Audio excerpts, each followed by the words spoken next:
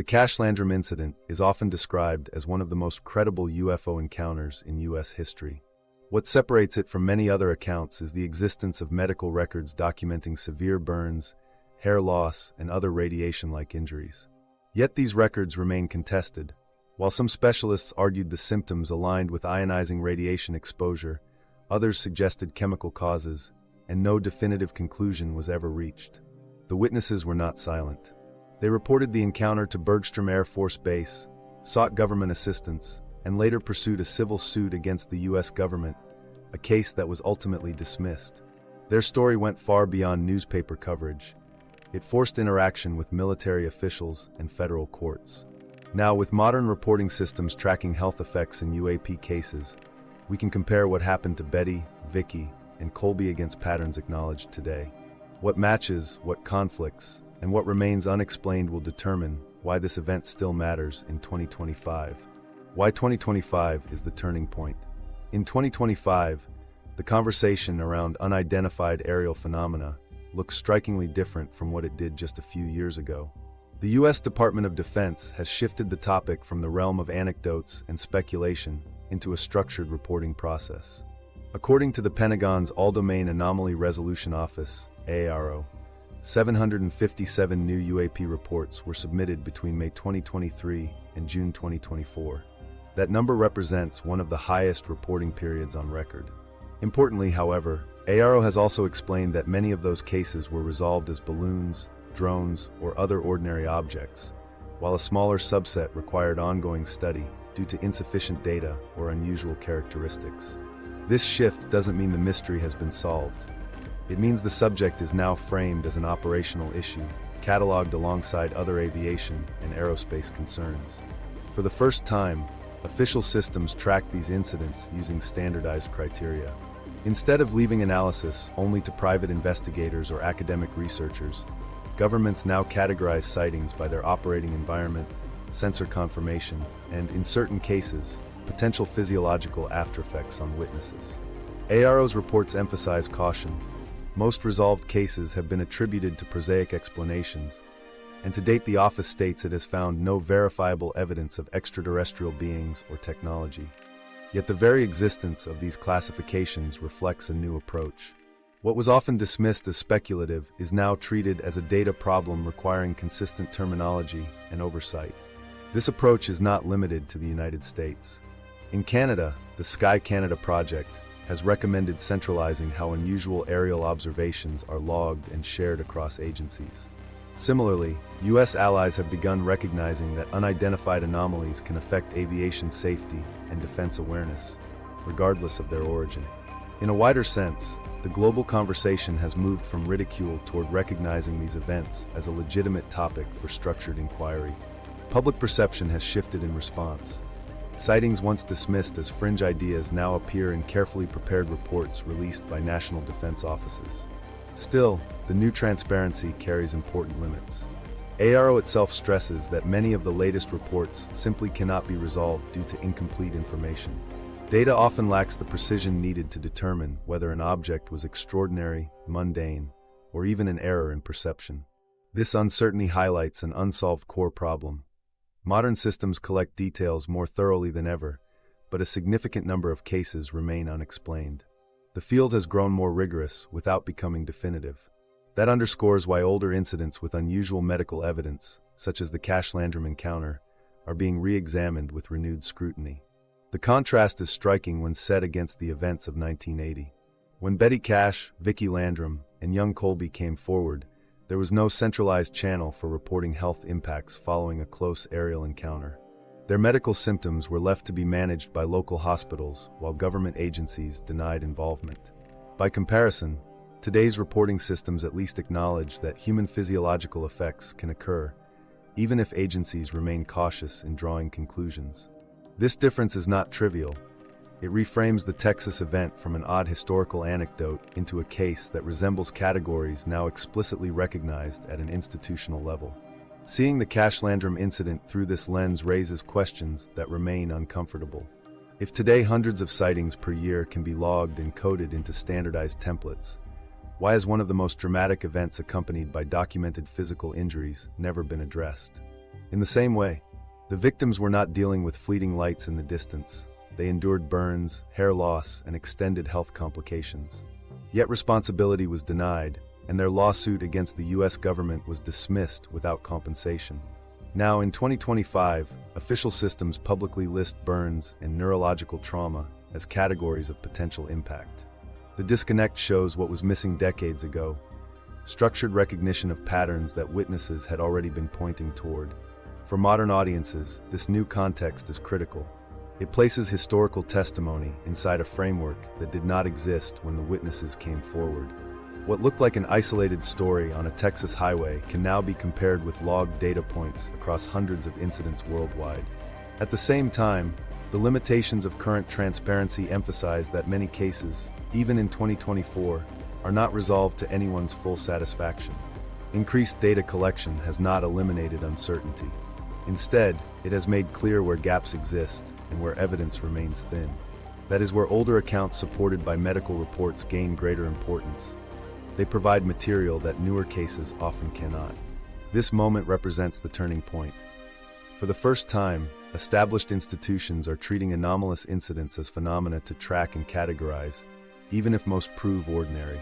The remaining fraction of unresolved reports, and the acknowledgement that physiological effects occur in some encounters, creates room for older cases to be seen differently. Rather than standing apart, Cash-Landrum appears now as a precedent that foreshadowed the categories finally adopted by official systems. If such recognition had existed in 1980, the trajectory for Betty, Vickie, and Colby might have been drastically altered. Yet no amount of statistical tracking or official reports erases what they endured. Numbers do not capture the lived toll of permanent health conditions or the silence they met in response to their pleas for accountability. The widening gap between today's cautious openness and yesterday's denial calls attention to what was lost in the meantime. The victims were left without acknowledgement at a time when institutional denial was the default, and even now that history has not been corrected. Their scars remain unaddressed, and their case stands as a reminder that data systems are only as meaningful as the human consequences they recognize. The Cash-Landrum incident, then, is not just a matter of history but a pivot point that underscores why the present moment matters.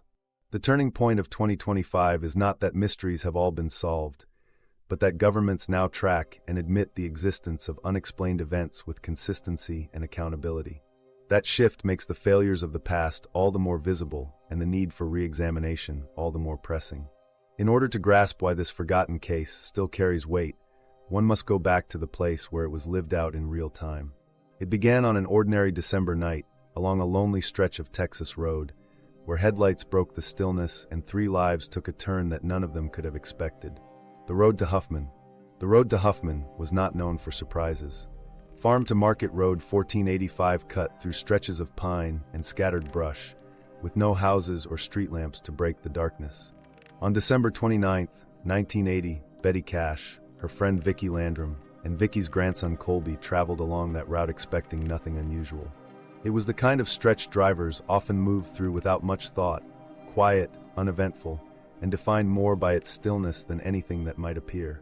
That stillness evaporated when the glow of something extraordinary poured into the night sky up ahead. Rising beyond the tree line was an object unlike anything they expected to see along a rural highway. Appearing large even against the surrounding pines, it carried a distinctive diamond outline, glowing brightly and sparking bursts of flame from its underside. Those blasts pushed downward in irregular intervals, giving the impression of a craft hovering but struggling to steady itself. Each release lit up the roadway, washing the car's interior in a glow that made the steering wheel feel hot under Betty's grip. She slowed as the object descended lower and lower until it blocked the road in front of them. The witnesses later described the object as impossible to mistake for a conventional aircraft. Even so, their earliest accounts varied. In initial notes and interviews, the shape was described in less precise terms, with subsequent retellings sharpening into the distinctive diamond characterization. Researchers have pointed out these shifts not as proof of fabrication, but as a reminder that even dramatic memories can evolve over time, complicating the record.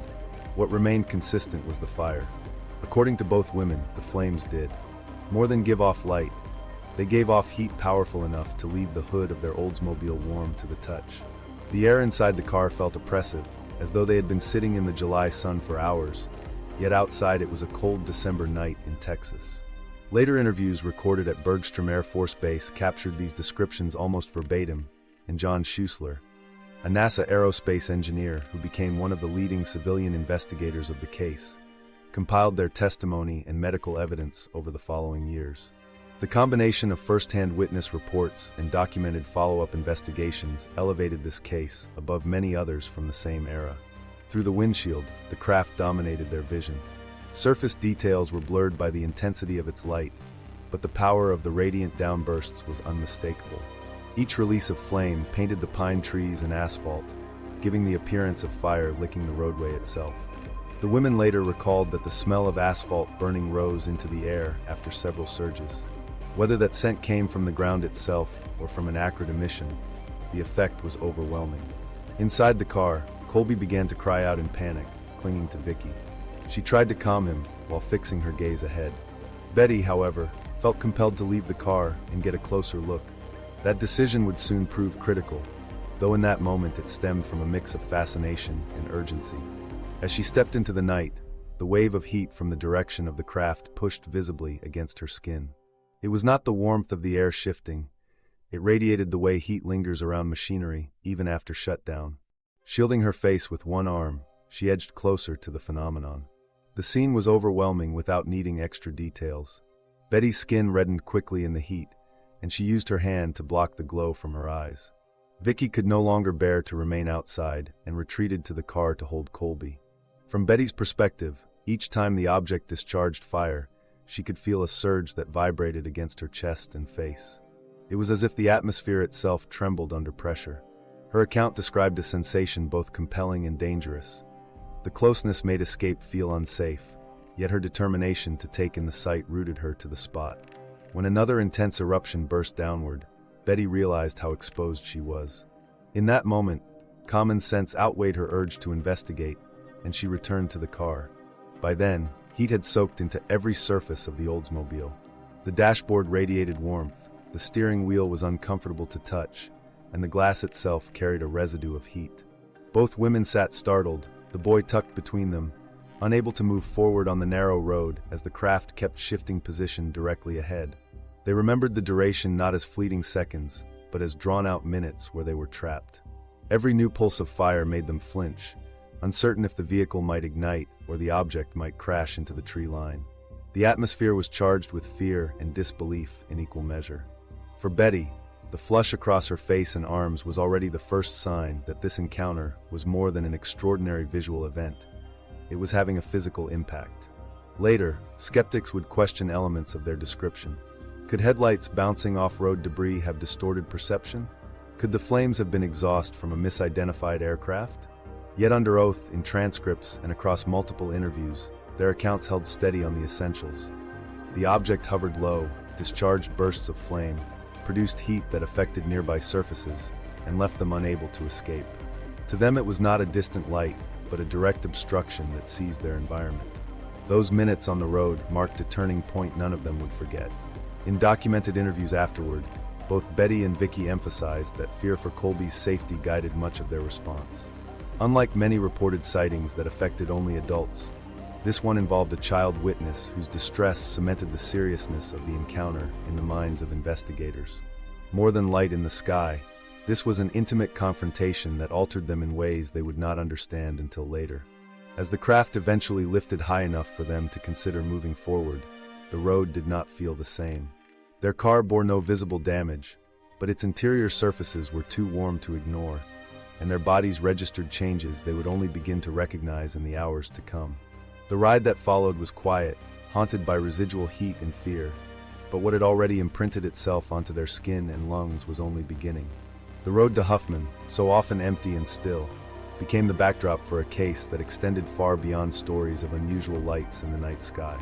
This was an encounter grounded by heat, odor, vibration, and proximity, an event that demanded explanation, yet allowed none. It was also, as later investigations recorded at Bergstrom AFB show, a case that immediately intersected with government and civilian inquiry instead of fading away. What the witnesses could not have known at the time was that the true measure of this event would unfold, not only in memory, but on their bodies. The next day marked the beginning of symptoms that transformed the sighting into something more troubling than an obstructed highway. What awaited them by morning would shift the weight of the story from the craft itself to the scars it would leave behind. Radiation that left scars. By the following morning, the encounter was no longer just a story about light and heat in the night sky. It had turned into a medical crisis. Both the witnesses themselves and several treating physicians described symptoms that looked very much like radiation exposure: blistering burns, hair loss, nausea, and weakness. Yet from the very beginning, this interpretation was disputed. Later medical reviewers and skeptical investigators, including Brad Sparks, Gary Posner, and Brian Dunning, pointed out that the pattern of illness did not align with what would be expected from a lethal ionizing dose. They argued that while the injuries were real, the cause remained far less certain than early accounts implied. Betty Cash awoke, unable to stand without assistance. Her face was swollen, her eyes nearly closed, and patches of red skin covered her arms. Vickie Landrum and young Colby showed more moderate burns, their skin irritated and tender, while both experienced exhaustion and nausea. Within days, Betty's hair began to fall away in clumps, leaving patches of exposed scalp. Vickie complained of vision problems, saying bright light left her nearly blind for moments at a time. Colby, though less severely hurt, seemed pale and unwell far beyond what would be expected for a boy his age. To them, the connection to the fiery craft on the highway was obvious. The sudden onset, the burns without a flame, and the systemic illness all pointed to something environmental, something powerful enough to alter their bodies almost overnight. Doctors struggled to categorize what they were seeing. Nurses recorded burns that seemed to follow irregular patterns, sometimes patchy, sometimes concentrated on exposed skin. Betty's case in particular alarmed staff. She displayed both external burns and systemic problems: nausea, dehydration, immune weakness, and recurring infections. Several attending physicians privately told the family that her injuries resembled those seen in radiation accident victims, such as patients exposed to unshielded X-rays or nuclear sources. But writing the word radiation into a hospital chart was a step few were willing to take. Staff understood that using this language could provoke legal consequences, draw government scrutiny, and demand a traceable source of exposure. Instead, official notes chose neutral terms: burns of unknown cause, dermatitis of uncertain origin, systemic reactions not otherwise explained. Skeptics later noted that such restraint may not have reflected suppression so much as honest difficulty in diagnosis. Several reviewers emphasized that if the family had absorbed the type of ionizing radiation capable of producing full-body burns, hair loss, and immune damage, the dose would have been close to lethal. All three should have died within weeks. Yet Betty survived for many more years, albeit with weakened health. Vickie and Colby, though affected in lesser ways, also endured long beyond what a truly catastrophic radiation exposure would permit. Those making this argument suggested that the symptoms indicated something else, perhaps chemical irritation, or an autoimmune condition like alopecia areata, which can mimic radiation-related hair loss. One physician's later notes, circulated among researchers, even described Betty's burns as consistent with cellulitis, a bacterial skin infection. The lack of environmental evidence deepened the puzzle. The Texas Department of Health's Bureau of Radiation Control sent investigators to the site where the women said the object hovered. Their testing revealed no radiation levels beyond natural background readings. If the craft had emitted dangerous ionizing energy, it should have lingered in the soil or trees. The absence of such evidence gave skeptics ammunition. Without a measurable trace, how could radiation be the explanation? Supporters countered that if the exposure was highly localized or transient, focused only on the witnesses and their vehicle, the environmental footprint could have dissipated quickly. But the official finding of no residual radiation prevented any definitive diagnosis. Betty's ordeal nonetheless grew severe. Hospital staff documented layers of skin peeling from her arms, sores that scabbed and reopened, and swelling that required intravenous fluids and pain management. Internal complications accompanied the surface injuries. She reported chronic weakness and a weakened immune system that left her vulnerable to infections. Though she returned home periodically, repeated hospitalizations dominated her recovery. Even after the most visible symptoms subsided, her health never returned to what it had been. She lived with recurring reminders, fatigue, scarring, and flare-ups that she attributed to that night on the road. Vickie's experience was less dramatic, but still significant. She described thinning hair, sensitivity to light that left her shielding her eyes during routine tasks, and facial discoloration she could not cover with cosmetics. She spoke openly about headaches and bouts of nausea that followed her for months. Colby, as a child, appeared to rebound more quickly. Within weeks he looked outwardly healthy, but family members later said his energy levels lagged. He himself recalled a sense of long-term weakness and a persistent fear linked to the memory of fire washing across the road. Partial access to medical records complicated the case for decades. When independent investigators attempted to obtain files years later, many documents could not be released. Sections of patient notes were redacted, missing, or off-limits under privacy laws. Family members pushed for full disclosure, arguing that the records might prove what happened, but such transparency never came. Instead, the public was left with excerpts, private statements from doctors, and testimony gathered by investigators like John Schuessler. This created a paradox. Some of the strongest evidence existed, yet it remained locked away or contested, leaving only fragments to examine. Even so, the case managed to creep into medical discussions in subtle ways. Some journals noted patients with unexplained burns and hair loss following an aerial event. These were not labeled Cash-Landrum, but the parallels were apparent. To specialists in radiation medicine, the overlap of symptoms with known cases was striking. To others, it was a cautionary tale about assuming too much from incomplete data. The disagreement meant the case did not vanish, but remained a point of contention rather than consensus. The psychological effects compounded the medical uncertainty. Betty grew frustrated with the lack of answers, feeling her suffering had never been fully acknowledged. Vickie interpreted the night as spiritual or apocalyptic, believing they might have seen something beyond human technology. Colby, young enough to be shaped by what he saw, carried forward a childhood marked by fear of heat and fire. Their responses underscored that this was not only about physical scars, but about the difficulty of living with an event that authorities would not confirm or explain. Looking from today's vantage point, the similarities between their symptoms and categories now officially tracked by the Pentagon are unsettling. Modern reporting systems for UAP encounters include classifications for acute physiological effects: burns, temporary blindness, hair loss, and nausea. Betty, Vickie, and Colby displayed precisely such outcomes long before these categories existed. The alignment makes their experience feel less like an anomaly and more like an early example of a broader pattern. And yet the central dispute remains. Were they injured by radiation emissions from a craft unknown, or by something more ordinary that has since been misunderstood? Supporters and skeptics remain firmly divided. What cannot be denied is that the three of them carried the effects for the rest of their lives. Surface scars, long-term health complications, psychological burdens, these were the living records of that winter night. The question that lingers is whether the world around them will ever acknowledge the cause with the certainty they sought. And just as their condition began to draw uneasy attention, another layer of the incident pushed it firmly back into the realm of mystery. On that same night, as the object lingered in the sky, the witnesses reported that a very different sound approached, a sound that suggested they were not alone in observing what hovered over the highway.